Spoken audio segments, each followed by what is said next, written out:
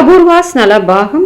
இன்றைக்கி நம்ம தக்காளி விலை ரொம்பவே குறைவாக இருக்கிற சமயத்தில் நம்ம இன்றைக்கி ஒரு 8 விதமான தக்காளி சட்னி தான் ரொம்ப ஈஸியாக அதே சமயத்தில் டேஸ்ட்டாக எப்படி பண்ணுறதுன்னு பார்க்க போகிறோம். ஒவ்வொன்றும் ஒவ்வொரு சுவையோடு ரொம்பவே அருமையாக இருக்கும். வாங்க இப்போ வந்து 8 வகையான தக்காளி சட்னி எப்படி பண்ணலான்னு பார்க்கலாம்.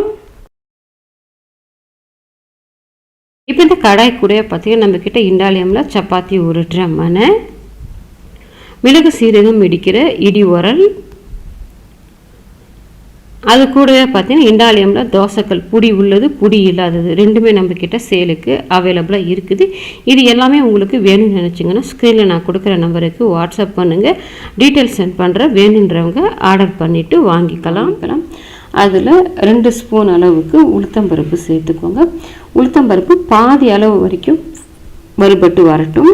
இப்போ உளுத்தம்பருப்பு பார்த்திங்கன்னா பாதி அளவுக்கு லேசாக நிற மாதிரி வறுபட்டு வந்திருக்குது. இந்த ஸ்டேஜில் 1/2 ஸ்பூன் வெந்தயம், 1/2 ஸ்பூன் கடுகு, 1/2 ஸ்பூன் சீரகம் சேர்த்துட்டு வறுத்து விடுங்க. இப்போ மற்ற பொருள் வறுபட்டு வரும்போது உளுத்தம்பருப்பு மீதமுள்ள பாதியும் வறுபட்டு வர்றதுக்கு சரியாக இருக்கும்.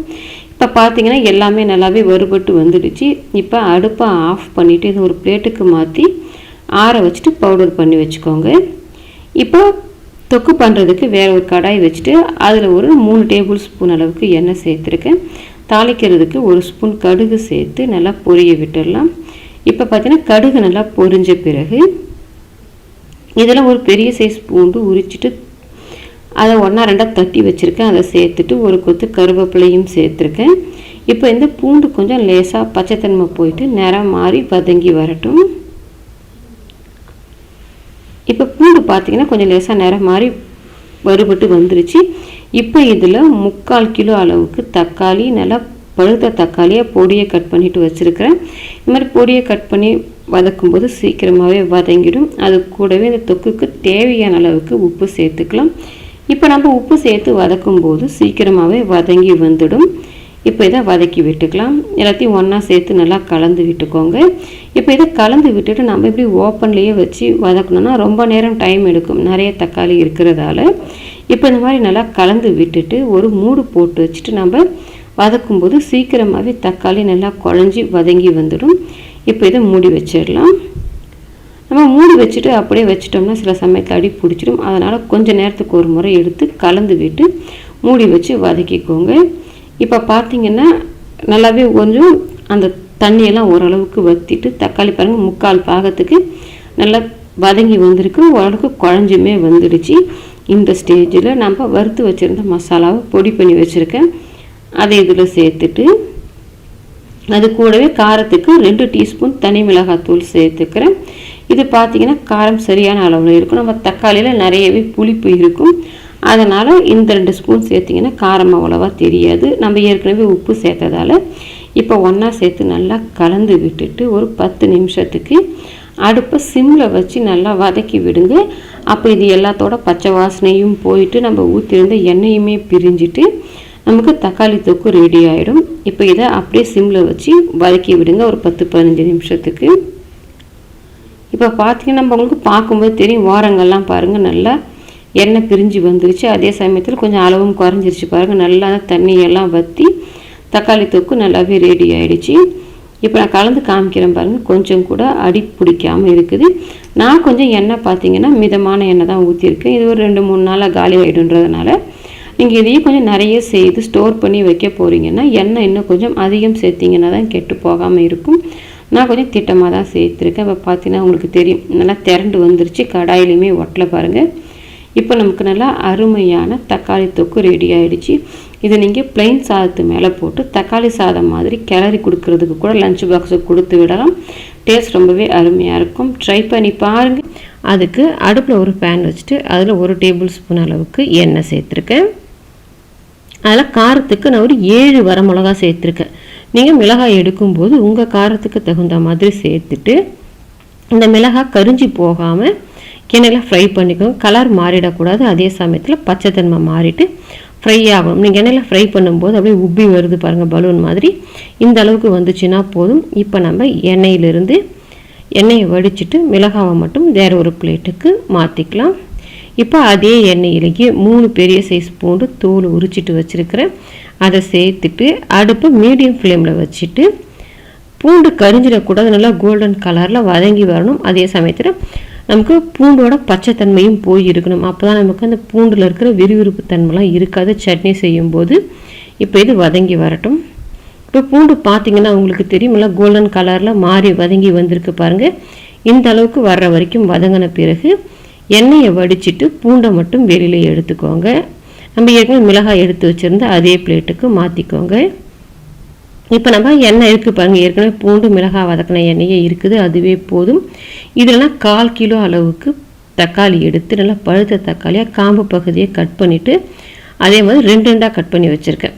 இந்த கட் பண்ண பாகத்தை எண்ணெயில் படுற மாதிரி வச்சுட்டு அடுப்பு சிம்மில் வச்சு வதக்கி விட்டுக்கோங்க. நீங்கள் தக்காளியை பொடியை கட் பண்ணி வதக்கிறத விட இந்த மாதிரி நம்ம வதக்கும்போது தக்காளி பார்த்திங்கன்னா முழுமையாக வதங்காது, பாதி வதங்கி பாதி வதங்காமல் இருக்கும்.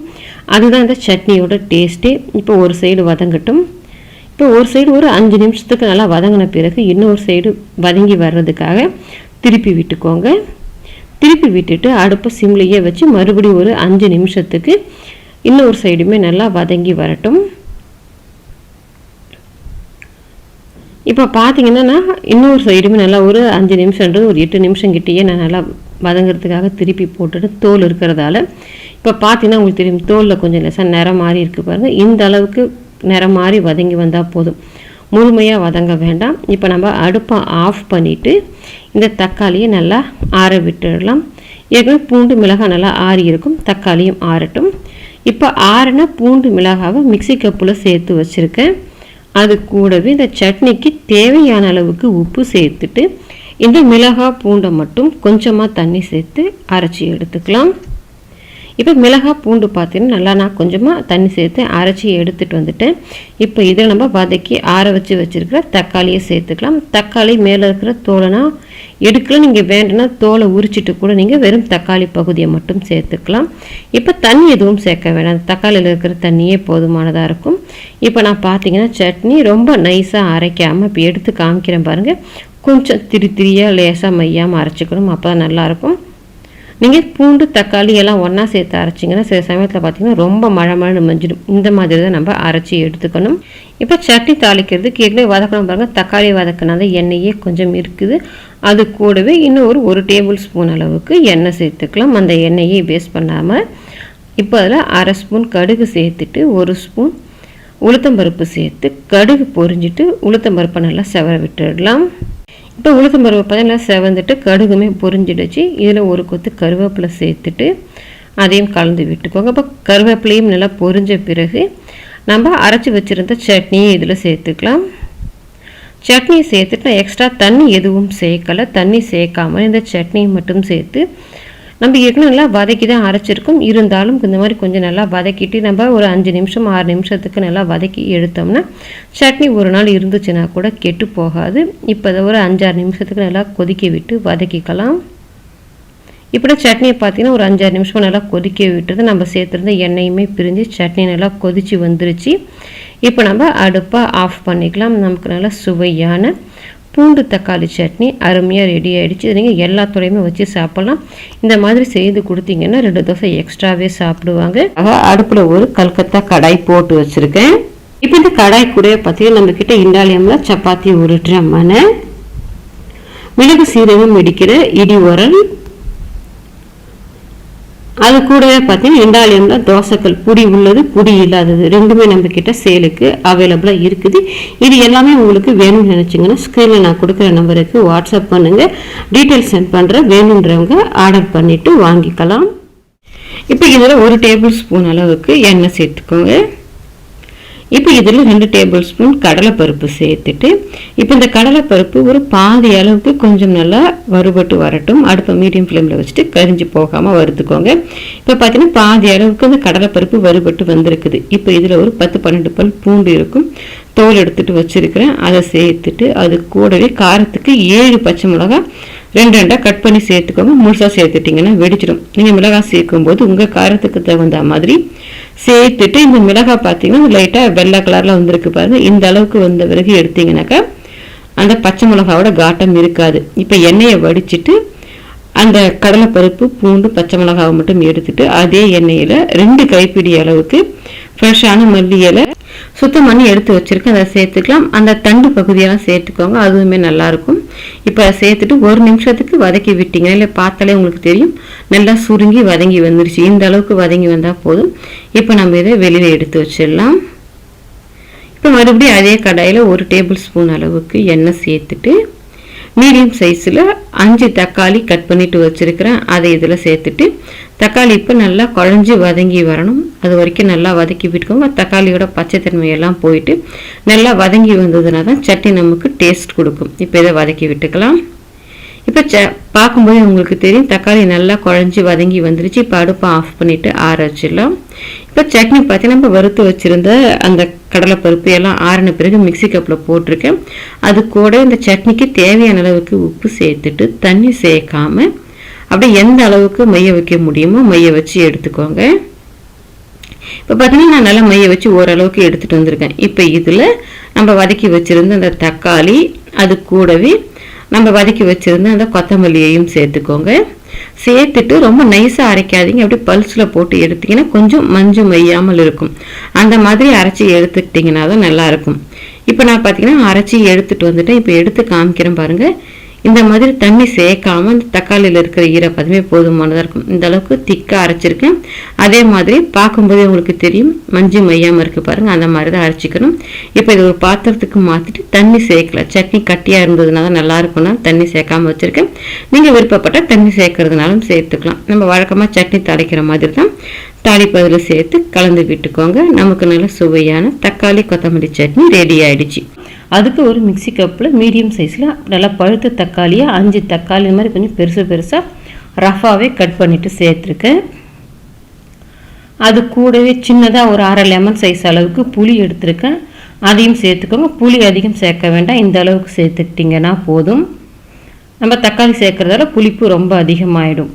அது கூடவே இந்த சட்னிக்கு தேவையான அளவுக்கு உப்பு சேர்த்துட்டு காரத்துக்கு நான் பெரிய ஸ்பூனால் 2 ஸ்பூன் அளவுக்கு தனி மிளகாத்தூள் சேர்த்துக்கிறேன். நம்ம புளி தக்காளி சேர்த்துக்கிறதால புளிப்பு அதிகமாக இருக்கும். இந்த அளவுக்கு நீங்கள் காரம் சேர்த்திங்கன்னா சரியாக இருக்கும், ரொம்ப காரம் தெரியாது. நீங்கள் உங்கள் காரத்துக்கு தகுந்த மாதிரி மிளகாத்தூள் சேர்த்துட்டு தண்ணி எதுவும் சேர்க்க வேண்டாம், அந்த தக்காளியில் இருக்கிற தண்ணியே போதுமானதாக இருக்கும். அதை வச்சுட்டு கொஞ்சம் லேசாக குறப்பாக அரைச்சிக்கோங்க, அப்போ நமக்கு தொக்கு பத்துக்கு நல்லாயிருக்கும். இப்போ இதை அப்படியே இருக்கட்டும். இப்போ ஒரு இடி உரல் வச்சுருக்கேன், அந்த இடி உரலில் 15 பல் பூண்டு தோல் எடுத்துகிட்டு வச்சுருக்கேன். அதை சேர்த்துட்டு 1-2 தட்டி எடுத்துக்கோங்க. ரொம்ப மையம் அரைக்கணும்னு அவசியம் இல்லை, இந்த மாதிரி 1-2 தட்டி எடுத்துக்கோங்க, அப்போ தான் வாசனை ரொம்ப நல்லாயிருக்கும். நீங்கள் அரைச்சி சேர்க்க வேண்டாம், அந்த மாதிரி தட்டி சேர்த்துக்கோங்க. இப்போ நான் தட்டி எடுத்துட்டேன். இப்போ நம்ம சட்னி தாளிச்சிக்கலாம். இப்போ அடுப்பில் இண்டாலியும் கடாய் வச்சுருக்கேன். இந்த கடாய் நம்மக்கிட்ட சேலுக்கு அவைலபிளாக இருக்குது. இது கூடவே சப்பாத்தி உருட்டுற மனை, தோசைக்கல், இடி உரல், இது எல்லாமே இருக்குது. வேணுன்றவங்க ஸ்க்ரீன் நான் கொடுக்குற நம்பருக்கு வாட்ஸ்அப் பண்ணுங்கள், டீட்டெயில்ஸ் சென்ட் பண்ணுறேன். வேணுன்றவங்க ஆர்டர் பண்ணிவிட்டு வாங்கிக்கலாம். இப்போ இதில் 3 டேபிள் ஸ்பூன் அளவுக்கு நல்லெண்ணெய் சேர்த்துக்கோங்க. இந்த சட்னி நல்லெண்ணெயில் தாளிச்சிங்க தான் டேஸ்ட் ரொம்ப நல்லாயிருக்கும். எண்ணெயும் கொஞ்சம் அதிகம் விட்டோம்னா நமக்கு சட்னி மீதம் இருந்தால் கூட கெட்டு போகாது. இதில் 1 டீஸ்பூன் கடுகு, 1 டீஸ்பூன் உளுத்தம்பருப்பு சேர்த்துட்டு இப்போ கடுகு பொரிஞ்சு உளுத்தம்பருப்பு நல்லா செவந்து வரட்டும். இப்போ பார்த்தீங்கன்னா கடுகு பொரிஞ்சிட்டு உளுத்தம்பருப்பு நல்லா செவந்து வந்துடுச்சு. இப்போ இதில் கொஞ்சமாக வாசனைக்காக பெருங்காயத்தூள் சேர்த்துக்கோங்க. அது கூடவே நம்ம தட்டி வச்சுருந்த அந்த பூண்டு பல் இருக்குது பாருங்கள், அதை சேர்த்துட்டு ஒரு 2 கொத்து அளவுக்கு கருவேப்பிலை சேர்த்துக்கோங்க. கருவேப்பிலை கொஞ்சம் கூடுதலாக சேர்த்தோம்னா வாசனை ரொம்ப நல்லாயிருக்கும். கருவேப்பிலையும் சேர்த்துட்டு இந்த பூண்டு லேசாக நிறம் மாறிட்டு அதோட பச்சைத்தன்மையெல்லாம் போயிட்டு வதங்கி வரணும். அடுப்பு மீடியம் ஃப்ளேமில் வச்சுட்டு நல்லா வதக்கி விடுங்க. இப்போ பார்த்தீங்கன்னா உங்களுக்கு தெரியும் பூண்டு பாருங்களா நிறம் மாறிட்டு பச்சைத்தன்மையெல்லாம் போயிட்டு வதங்கி வந்துருச்சு. இப்போ இதை நம்ம அரைச்சி வச்சுருந்த தக்காளி பேஸ்ட்டை இதில் சேர்த்துக்கலாம். சேர்த்துட்டு நம்ம எக்ஸ்ட்ரா தண்ணி எதுவும் சேர்க்க வேண்டாம். இப்போ நல்லா கலந்து விட்டுட்டு இந்த தக்காளியில் இருக்கிற தண்ணியெல்லாம் வற்றிட்டு நமக்கு நல்லா திக்காகி வரணும். அப்போ தான் நமக்கு சட்னி டேஸ்ட் ரொம்ப நல்லா இருக்கும். தக்காளியோட பச்சைத்தன்மையெல்லாம் போகும். அதனால் அடுப்பு நல்லா கொஞ்சம் வேகமாகவே வச்சுட்டு கலந்து விட்டுக்கலாம். நீங்கள் ஓப்பன்லேயே வச்சுங்க தெரிச்சு வந்துடும். அதனால் மூடி போட்டுட்டு அப்பப்போ இடையிடையே கலந்து விட்டு நல்லா அந்த தண்ணியை வற்ற வச்சுட்டு எடுத்துக்கலாம். இப்போ பார்த்தா நல்லாவே தண்ணியெல்லாம் வற்றிட்டு நம்ம ஊற்றிருந்த எண்ணெயும் பிரிஞ்சு வந்துருச்சு. நீங்கள் இப்போ ஒரு டைமோட வச்சு சாப்பிட்டுக்க போகிறீங்க. இந்த ஸ்டேஜ்லேயே ஆஃப் பண்ணிடலாம். தக்காளியோட பச்சைத்தன்மை எல்லாமே நல்லா போயிட்டு கொதிச்சு வந்துருச்சு. நீங்கள் இதெல்லாம் வச்சு ஸ்டோர் பண்ண போகிறீங்கன்னா இன்னும் கொஞ்சம் தண்ணியெல்லாம் வற்றி கெட்டியாகி வரணும். இப்போ நான் மறுபடியும் மூடி வச்சுட்டு இன்னும் ஒரு 5 நிமிஷம் மட்டும் வச்சு வதக்கிக்கிறேன். நான் இன்னும் ஒரு 5 நிமிஷம் வச்சு வதக்கி விட்டுருந்தேன். இன்னுமே நல்லா திக்காகி வந்துருச்சு. இந்த பதத்தில் இருந்துச்சுன்னா போதும். நீங்கள் வெளியில் வச்சுருந்தீங்கன்னா ஒரு 3 நாள் வரைக்கும் வச்சுக்கலாம். இது நீங்கள் ஃப்ரிட்ஜில் வச்சு ஸ்டோர் பண்ணுறீங்கன்னா ஒரு 10 நாள் 1 வாரம் வரைக்கும் கூட வச்சு சாப்பிட்டீங்கன்னா கெட்டு போகாது. நமக்கு நல்லா அருமையான தக்காளி சட்னி ரெடி ஆகிடுச்சு. இதுக்கு அடுப்பில் ஒரு கடாய் வச்சுட்டு அதில் 2 டேபிள் ஸ்பூன் எண்ணெய் சேர்த்துருக்கேன். இந்த கடாய் நிறைய பேர் கேட்டிருந்தீங்க. இப்போ நம்மக்கிட்ட சேலுக்கு அவைலபிளாக இருக்குது. ஸ்க்ரீனில் நான் கொடுக்குற நம்பருக்கு வாட்ஸ்அப் பண்ணுங்கள், டீட்டெயில்ஸ் சென்ட் பண்ணுறேன். வேணுன்றவங்க ஆர்டர் பண்ணி வாங்கிக்கலாம். இப்போ இதில் 1 டேபிள் ஸ்பூன் அளவுக்கு உளுத்தம்பருப்பு சேர்த்துக்கிறேன். அது கூடவே ஒரு 10 பல் பூண்டு தோல் எடுத்து வச்சுருக்கேன், அதை சேர்த்துட்டு இப்போ இந்த பூண்டு கொஞ்சம் வதங்கி வரணும். அதே மாதிரி உளுத்தம்பருப்புமே கொஞ்சம் செவந்து வரணும். இப்போ இதை வறுத்து விட்டுக்கலாம். இப்போ பார்த்தீங்கன்னா பூண்டு கொஞ்சம் வதங்கிட்டு உளுத்தம்பருப்பு செவந்து வந்துருச்சு. இதில் ஒரு 2 கொத்தளவுக்கு கருவேப்பிலை சேர்த்துட்டு அது கூடவே 5 தக்காளி, கொஞ்சம் பெரிய சைஸ் இருக்கிற தக்காளி 5 தக்காளி கட் பண்ணி சேர்த்துருக்கேன். இப்போ இந்த தக்காளி ஒரு பாதி அளவுக்கு வதங்கி வரணும். அது வரைக்கும் தக்காளியை வதக்கி விட்டுக்கோங்க. தக்காளி நீங்கள் இப்படி ஓப்பன் பண்ணி வதக்கிறத விட மூடி வச்சு வதக்குனீங்கன்னா சீக்கிரமாகவே தண்ணி விட்டு கொஞ்சம் வதங்கி வரும். இப்போ தக்காளி பாருங்கள் பாதி அளவுக்கு வதங்கி வந்துருச்சு. இந்த அளவுக்கு வதங்கி வந்த பிறகு இதுக்கு காரத்துக்கு 1 ஸ்பூன் அளவுக்கு தனி மிளகாத்தூள் சேர்த்துக்கிறேன். நீங்கள் உங்கள் காரத்துக்கு தகுந்த மாதிரி சேர்த்துக்கோங்க. தக்காளி நிறைய சேர்த்துருக்கும், புளிப்பு இருக்கும், அதுக்கு தகுந்த மாதிரி நீங்கள் காரம் சேர்த்துக்கோங்க. அது கூடவே இந்த சட்னிக்கு தேவையான அளவுக்கு உப்பு சேர்த்துட்டு இப்போ நம்ம வதக்கும்போது பார்த்தீங்கன்னா தக்காளி பாதி அளவுக்கு தான் வதக்கியிருக்கிறோம். இப்போ மிளகாத்தூள் சேர்த்ததால் அது வதங்கி வரும்போது மிளகாத்தூளோட பச்சை வாசனையும் போயிடும், தக்காளியும் முழுமையாக வதங்கி வந்துடும். இப்போ தக்காளியில் இருக்கிற தண்ணியெல்லாம் வற்றி வதங்கி வரட்டும். இப்போ பார்த்தீங்கன்னா பாருங்கள் தக்காளியில் தண்ணியெல்லாம் வற்றிட்டு நல்லாவே வதங்கி வந்துருச்சு. இப்போ இதில் ஒரு 1/4 மூடி அளவுக்கு தேங்காய் துருவிட்டு வச்சுருக்கேன், அதை அப்படியே சேர்த்துட்டு எல்லாம் ஒன்றா சேர்ந்து வர்ற மாதிரி கலந்து விட்டுட்டு அடுப்பை ஆஃப் பண்ணிவிடுங்க. தேங்காவை சேர்த்துட்டு ரொம்ப நேரம் வதக்கணும்னு அவசியம் இல்லை, அப்படியே கலந்து விட்டுட்டு அடுப்பை ஆஃப் பண்ணி விட்டோம்னா போதும். இப்போ கலந்து விட்டுட்டு ஆஃப் பண்ணிவிட்டு இந்த சட்னி நல்லா ஆறி வரட்டும். இப்போ ஆற வச்சுருந்த சட்னியை மிக்ஸி கப்பில் மாற்றிட்டு வச்சுருக்கேன். இப்போ இதில் கொஞ்சமாக தண்ணி சேர்த்து லேசான கொரகொரப்பு இருக்கிற மாதிரி சட்னியை அரைச்சி எடுத்துக்கலாம். இப்போ சட்னி பார்த்தீங்கன்னா கொஞ்சம் லேசான கொரகொரப்பு இருக்கிற மாதிரி அரைச்சி எடுத்துகிட்டு வந்துட்டு இந்த சட்னி வேறு ஒரு பாத்திரத்துக்கு மாற்றிட்டு மிக்ஸி கப் அலசிட்டு கொஞ்சமாக தண்ணி சேர்த்துக்கிறேன். இந்த சட்னி கொஞ்சம் கட்டியாகவே வச்சுக்கோங்க, டேஸ்ட் நல்லாயிருக்கும். இப்போ கலந்து விட்டுட்டு இதை அப்படியே வச்சுடுங்க. நம்ம சட்னிக்கு தாளிப்பு ரெடி பண்ணலாம். இப்போ தாளிக்கிறதுக்கு பார்த்திங்கன்னா ஒரு இடி உரல் வச்சுருக்கேன், அதில் ஒரு 10 பல் பூண்டு சேர்த்துட்டு இடிச்சிக்கலாம். இந்த இடி உரலுமே நம்மக்கிட்ட சேலுக்கு இருக்குது. ஸ்க்ரீனில் நான் கொடுக்குற நம்பருக்கு வாட்ஸ்அப் பண்ணிவிட்டு வேணுன்றவங்க ஆர்டர் பண்ணி வாங்கிக்கோங்க. இப்போ இந்த பூண்டு பல்லை சேர்த்துட்டு 1 2 தட்டிக்கோங்க. ரொம்ப நல்லா தட்டணுன்னு அவசியம் இல்லை, 1 2 தட்டி எடுத்து வச்சுக்கோங்க. இப்போ தாளிப்பு கரண்டியை அடுப்பில் வச்சுட்டு அதில் 1 டேபிள் ஸ்பூன் எண்ணெய் சேர்த்துட்டு 1 ஸ்பூன் கடுகு, 1 ஸ்பூன் உளுத்தம்பருப்பு சேர்த்து உளுத்தம்பருப்பு செவந்துட்டு கடுகு நல்லா பொரிஞ்சு வரட்டும். இப்போ கடுகு பொரிஞ்சு உளுத்தம்பருப்பு செவந்து வந்த பிறகு நம்ம தட்டி வச்சுருந்த அந்த பூண்டு பல்லை இதில் சேர்த்துட்டு அந்த பூண்டு பல் பார்த்திங்கன்னா அதோட பச்சைத்தன்மையில் நல்லா போயிட்டு கலர் மாதிரி வதங்கி வரணும், வதக்கி விட்டுக்கோங்க. இப்போ வதங்கின பிறகு ஒரு கொத்து கருவேப்பிலையும் சேர்த்து கலந்து விட்டுக்கோங்க. பூண்டில் ஈரப்பதம் இருந்துச்சுன்னா பச்சை வாடை அடிக்கிற மாதிரி இருக்கும், அதனால் நல்லா வறுத்து விட்டுக்கோங்க. இப்போ நல்லாவே பூண்டு எல்லாமே சேர்ந்து நல்லா வறுபட்டு வந்துருச்சு. இப்போ நமக்கு சட்னிக்கு தாளிப்பு ரெடி ஆகிடுச்சு. அந்த தாளிப்பு அப்படியே சட்னியோடு சேர்த்து நல்லா கலந்து விட்டுருங்க. நமக்கு நல்ல சுவையான தக்காளி சட்னி ரெடி ஆகிடுச்சு. நான் பார்க்கலாம். அதுக்கு ஒரு மிக்ஸி கப் வச்சுட்டு அதில் காரத்துக்கு 6 வரமிளகாய் சேர்த்துருக்கேன். இது கொஞ்சம் காரம் கூடுதலாக இருக்குது, நீங்கள் உங்கள் காரத்துக்கு தகுந்த மாதிரி சேர்த்துட்டு அது கூடவே 4 காஷ்மீரி மிளகாய் எடுத்துருக்கேன். இது காரம் வராது, கலருக்காக மட்டும்தான், இருந்தால் சேர்த்துக்கலாம், இல்லைனா கூட விட்டுடலாம். அது கூடவே தேவையான அளவுக்கு உப்பு சேர்த்துட்டு தண்ணி சேர்க்காம எந்த அளவுக்கு மைய வச்சு எடுக்க முடியுமோ எடுத்துக்கோங்க. சில சமயத்தில் நம்ம மொத்தமாக சேர்த்து அரைக்கும் போது மிளகாய் விதைகள்லாம் மையாது. இப்போ இதில் ஒரு 10 பல் பூண்டு, அது கூடவே ஒரு கைப்பிடி அளவுக்கு சின்ன வெங்காயம் முறிச்சிட்டு வச்சுருக்கேன், அதை சேர்த்துக்கிறேன். உங்ககிட்ட சின்ன வெங்காயம் இல்லைன்னா அதுக்கு பதிலாக நீங்கள் ஒரு மீடியம் சைஸ் பெரிய வெங்காயம் கூட கட் பண்ணிவிட்டு சேர்த்துக்கலாம். அது கூட சேர்க்குறதுக்கு பார்த்தீங்கன்னா 3 மீடியம் சைஸ் தக்காளி, நல்லா பழுத்த தக்காளியாக எடுத்துருக்கேன். அதை அந்த காம்பு பகுதியை நம்ம கட் பண்ணி எடுத்துகிட்டு ரஃபாகவே கட் பண்ணிவிட்டு சேர்த்துக்கலாம், நம்ம அரைக்க போகிறதால. இப்போ வந்து 3 தக்காளியுமே இதில் நான் கட் பண்ணிவிட்டு சேர்த்துக்கிறேன்.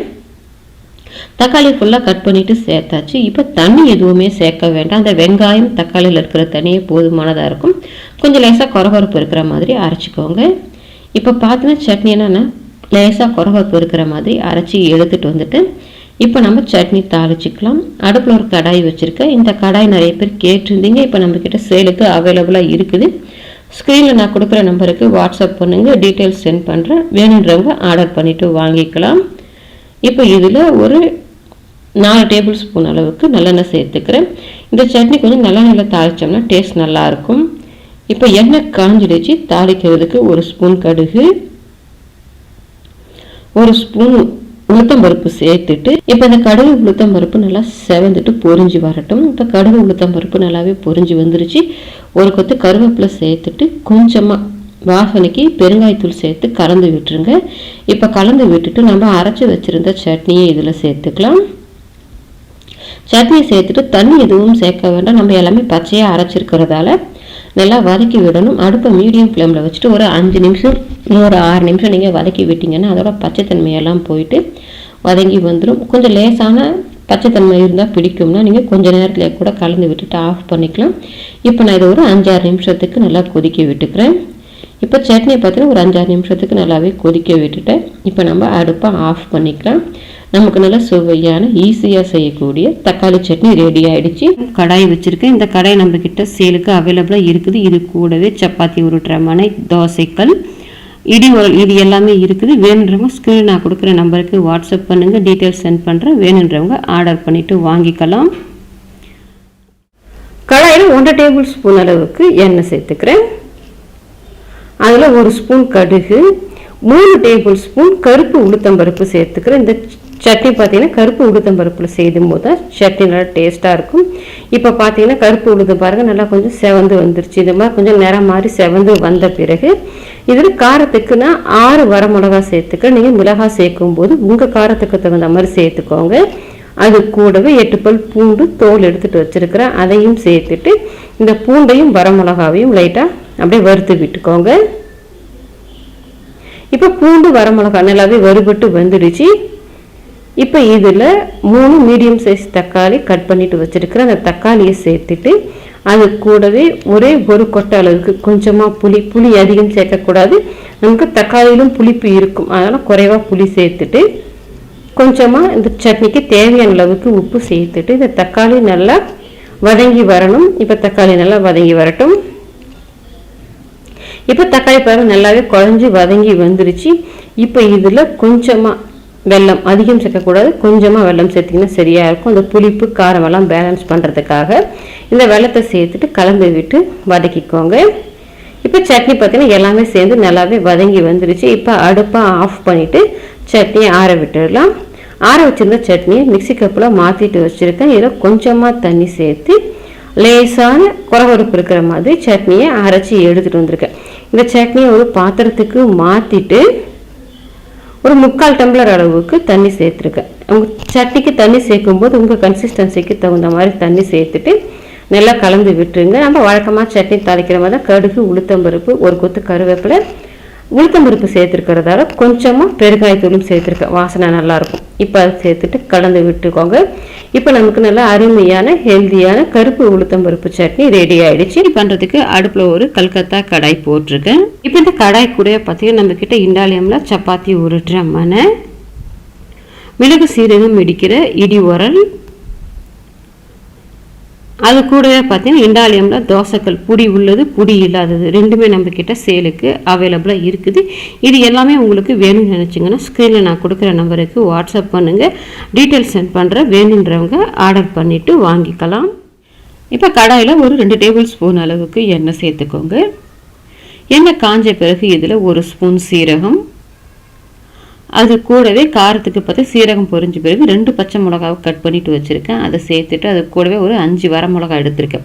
நீங்கள் மிளகாய் சேர்க்கும்போது ரெண்டுமே மிக்ஸ் பண்ண மாதிரி உங்கள் காரத்துக்கு தகுந்த மாதிரி எடுத்துகிட்டு ஒரு சின்ன துண்டு இஞ்சி, அது கூடவே ஒரு 10-12 பல் பூண்டு இருக்கும், தோல் எடுத்துகிட்டு வச்சுருக்கேன். இது எல்லாத்தையும் சேர்த்துட்டு அந்த பச்சை மிளகா பூண்டு கொஞ்சம் நல்லா வதங்கி வரட்டும். இப்போ பார்த்தீங்கன்னா பூண்டு பச்சை மிளகா ரெண்டுமே நல்லா வதங்கிடுச்சு. இப்போ ஒரு மீடியம் சைஸ் வெங்காயம் ஒன்று மெல்லுசாக கட் பண்ணியிருக்கேன், அதை சேர்த்துட்டு இப்போ வெங்காயம் லேசாக நிறம் மாறிட்டு வதங்கி வரணும், அது வரைக்கும் வதக்கி விட்டுக்கோங்க. இப்போ வெங்காயம் பார்த்திங்கன்னா இந்த அளவுக்கு நல்லா வதங்கி வந்துருச்சு. இப்போ இந்த அளவுக்கு வதங்கி வந்த பிறகு இதில் 3 மீடியம் சைஸ் தக்காளி கட் பண்ணிவிட்டு வச்சுருக்கிறேன், அதை சேர்த்துட்டு இந்த தக்காளி நல்லா குழஞ்சி வதங்கி வரணும். அது வதங்கிறதுக்காக இப்போவே தேவையான அளவுக்கு உப்பையும் சேர்த்துட்டு வதக்கி விட்டோம்னா சீக்கிரமாகவே வதங்கி வந்துடும். இப்போ இந்த தக்காளி நல்லா வதங்கி வரட்டும். இப்போ பார்த்தீங்கன்னா தக்காளி நல்லா குழஞ்சி வதங்கி வந்துருச்சு. இப்போ இந்த அளவுக்கு வந்த பிறகு இதில் கொஞ்சமாக நான் மல்லி இலை சேர்த்துக்கிறேன். நீங்கள் மல்லி இலைக்கு பதிலாக புதினா வச்சுருந்தீங்கன்னா புதினா கூட சேர்த்துக்கலாம், ரெண்டுமே ஃப்ளேவராக நல்லாயிருக்கும். இப்போ நான் மல்லி சேர்த்துட்டு ஒரு நிமிஷத்துக்கு மட்டும் வதக்கி விட்டிங்கன்னா அப்படியே சுருங்கி வதங்கி வந்துடும். இப்போ இதை வதக்கி விட்டுடலாம். இப்போ பார்த்தீங்கன்னா எல்லாமே ஒன்றா சேர்ந்து நல்லா வதங்கி வந்துருச்சு. இப்போ அடுப்பை ஆஃப் பண்ணிவிட்டு இதை அப்படியே நல்லா ஆற விட்டுருங்க, நல்லா ஆறி வரட்டும். இப்போ ஆறி வந்த சட்னியை நான் ஒரு மிக்சி கப்பில் மாற்றிட்டு வச்சுருக்கேன், அதை சேர்த்துட்டு அரைச்சி எடுத்துக்கலாம். இப்போ அரைச்சி பார்த்தீங்கன்னா நான் இந்தளவுக்கு லேசாக கொரகொரப்புள்ள மாதிரி அரைச்சி எடுத்துருக்கேன். அதை ஒரு பாத்திரத்தில் மாற்றிட்டு அது கூடவே மிக்சி கப் அலசிட்டு கொஞ்சமாக தண்ணி சேர்த்துக்கு இந்த சட்னி கொஞ்சம் கட்டியாக பண்ணிக்கிட்டிங்கன்னா நல்லாயிருக்கும். அது கூடவே நம்ம வழக்கமாக சட்னி தாளிக்கிற மாதிரி தான் கடுகு உளுத்தம்பருப்பு சேர்த்து தாளிச்சிருக்கேன். தாளிப்பை சேர்த்துட்டு கலந்து விட்டுக்கோங்க. நமக்கு நல்ல சுவையான தக்காளி கொத்தமல்லி சட்னி ரெடி. தக்காளி சாம்பார் பண்ணுறதுக்கு ஒரு குக்கர் வச்சுட்டு இதில் நான் மீடியம் சைஸ் தக்காளி 6 தக்காளி கட் பண்ணிவிட்டு வச்சுருக்கிறேன். நல்லா கொஞ்சம் பொடியவே தான் கட் பண்ணியிருக்கேன். அதை குக்கரில் சேர்த்துட்டு இது பார்த்தீங்கன்னா ஒரு 5லேருந்து 6 பேர் தாராளமாக சாப்பிட்லாம், அந்த அளவுக்கு தான் நான் எடுத்திருக்கேன். நீங்கள் உங்கள் தேவைக்கு தகுந்த மாதிரி தக்காளி எடுத்துக்கோங்க. அது கூடவே நான் ஒரு மீடியம் சைஸ் பெரிய வெங்காயம் ஒன்று நீல வாக்கில் கட் பண்ணிவிட்டு வச்சுருக்கிறேன், அதை சேர்த்துக்கலாம். நீங்கள் பெரிய வெங்காயத்துக்கு பதிலாக சின்ன வெங்காயம் கூட சேர்க்கலாம், அது டேஸ்ட் ரொம்ப நல்லாயிருக்கும். சின்ன வெங்காயம் சேர்க்குற மாதிரி இருந்தால் ஒரு 10லேருந்து 15 சேர்த்துக்கோங்க. நான் ஒரு பெரிய சைஸ் பூண்டு தோல் உரிச்சிட்டு 1-2 தட்டி வச்சுருக்கேன், அப்போ தான் வாசனை நல்லாயிருக்கும். அதை சேர்த்துட்டு அது கூடவே 3 பச்சை மிளகாவை 2ஆக கட் பண்ணியிருக்கேன், அதை சேர்த்துடலாம். 1/4 ஸ்பூன் மஞ்சத்தூள், இது கூடவே 1/2 டீஸ்பூன் அளவுக்கு சாம்பார் பொடி சேர்த்துக்கிறேன். சாம்பார் பொடி சேர்த்து செய்யும்போது நல்லா வாசனையாக இருக்கும். அது கூடவே தேவையான அளவுக்கு உப்பு சேர்த்துக்கலாம். இப்போ காரம் பார்த்திங்கன்னா சாம்பார் பொடியில் காரம் இருக்கும், நான் ஒரு 3 பச்சை மிளகா சேர்த்துருக்கேன், அதுலேயுமே காரம் இருக்கும். இது தக்காளி கொஞ்சம் புளிப்பு அதிகமாக தான் இருக்கும். நான் காரத்துக்கு இந்த பச்சை மிளகா கொஞ்சம் காரமாக இருக்குன்றதால 3 மட்டும் சேர்த்துருக்கேன். இது உங்களுக்கு காரம் பத்தாதுன்னு நினச்சிங்க நீங்கள் தனி மிளகாத்தூள் கொஞ்சம் சேர்த்துக்கோங்க. அது கூடவே 1/2 டம்ளர் மட்டும் தண்ணி சேர்த்துட்டு நல்லா கலந்து விட்டுடலாம். தண்ணி இந்த அளவுக்கே நமக்கு போதுமானதாக இருக்கும். தக்காளியிலேருந்து நமக்கு நிறைய தண்ணி வரும், அடியெல்லாம் பிடிக்காது. இப்போ இதை சேர்த்து நல்லா கலந்து விட்டுட்டு குக்கரை மூடி போட்டுட்டு ஒரு 5 விசில் விட்டிங்கன்னா தக்காளியெல்லாம் நல்லா மசிஞ்சு வெந்து வந்துடும். ப்ரெஷர் தூக்கி விடாதீங்க, தானாகவே ரிலீஸ் ஆகட்டும். இப்போ பார்த்தீங்கன்னா 5 விசில் விட்டுருந்தேன், நல்லா ப்ரெஷருமே தானாக ரிலீஸ் ஆகிடுச்சு. இப்போ நம்ம ஓப்பன் பண்ணிக்கலாம். இப்போ தக்காளி பார்த்திங்கன்னா நல்லா நமக்கு மசிஞ்சு வெந்திருக்கு. நம்ம பொடியை தான் கட் பண்ணியிருக்கோம், குக்கரில் போட்டதால் நல்லா சீக்கிரமாகவே மசிஞ்சு வந்துருச்சு. இதை இப்போ மத்து வச்சுட்டு அந்த தக்காளியெல்லாம் இருக்கிறதே தெரியக்கூடாது, நல்லா கடைஞ்சி விட்டுக்கோங்க. நீங்கள் மத்துலாம் ஸ்மேஷர் வச்சுட்டு கூட மசிச்சு விட்டுக்கலாம். இப்போ பார்த்தா நான் மத்தால் நல்லாவே கடைஞ்சி விட்டுட்டேன். தக்காளி பாருங்கள் இருக்கிறதே தெரியல, இந்த அளவுக்கு நான் நல்லாவே கடைஞ்சிட்டேன். இப்போ நான் எடுத்து காமிக்கிறேன் பாருங்கள், நம்ம தக்காளி இந்த அளவுக்கு கொஞ்சம் திரியாக இருக்கிற மாதிரி தான் மையம் இப்படி தான் இருக்கணும். ரொம்ப நம்ம போட்டு மைய வச்சிட்டிங்கன்னா கூட உங்களுக்கு அந்த அளவுக்கு நமக்கு டேஸ்ட்டாக இருக்குது. அந்த மாதிரி கொஞ்சம் திரியாக இருக்கிற மாதிரி நல்லா கடைஞ்சி விட்டுக்கோங்க. இப்போ இதுக்குள்ளே அந்த மற்ற கொஞ்சமாக ஒரு 1/2 டம்ளர் அளவுக்கு தண்ணி ஊற்றி அலசிட்டு நீங்கள் நல்லா மிக்ஸ் பண்ணி பார்த்தீங்கன்னா உங்களுக்கு இந்த தக்காளி சாம்பார் கொஞ்சம் கட்டியாக இருந்தால் பிடிக்கும்னா நீங்கள் இதுக்கப்புறம் நீங்கள் தண்ணி சேர்க்க தேவையில்லை. நான் கொஞ்சம் தண்ணியாக தான் பண்ண போகிறேன், கலந்து பார்த்துட்டு சேர்த்துக்கலாம். இப்போ இது கூட நல்லா ஒன்றா சேர்ந்து வர்றதுக்காக ஒரு சின்ன கரண்டி அளவுக்கு சட்னி கரண்டி இருக்கும் பாருங்கள், அதால் ஒரு கரண்டி அளவுக்கு மட்டும் இட்லி மாவு சேர்த்துக்கோங்க. இட்லி மாவு சேர்க்கும்போது புளிப்பான இட்லி மாவு சேர்த்துடாதீங்க, நமக்கு தக்காளியிலையும் புளிப்பு இருக்கும். இது நீங்கள் புளிப்பான இட்லி மாவு சேர்த்துட்டிங்கன்னா ரொம்ப புளிப்பாயிடும்.